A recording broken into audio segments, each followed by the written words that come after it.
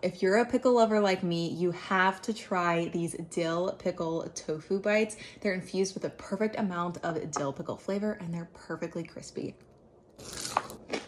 We're going to start by mixing our dry ingredients together that we're gonna coat the tofu with.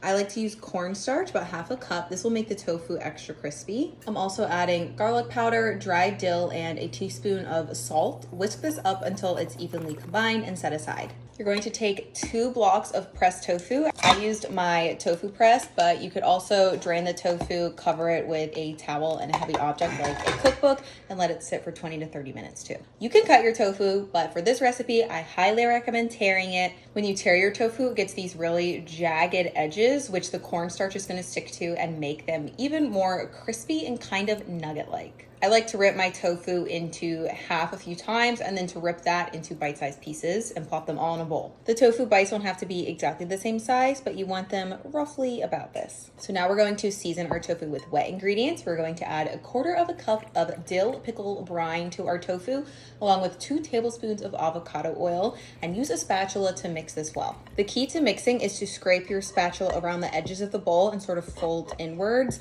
This is going to nicely toss your tofu, but it's not going to break it up anymore. Now sprinkle the tofu with a dry seasoned cornstarch mixture and toss again until all the pieces are evenly coated. We're gonna take our tofu and dump it onto a non-stick or lined baking tray, and then use your hands to separate the tofu so none of the pieces are touching. Now we're going to bake the tofu in the oven until it's nice and crispy, flipping the tofu halfway to ensure both sides get nice and golden. These tofu bites are a perfect addition to wraps, salads, or grain bowls, or you can enjoy them as is with a side of ranch. I love how they're coated in garlic and dill, and the cornstarch crust makes it so much crispier than any flour would with a minimal amount of oil. So I hope you guys give this recipe a go and try these out.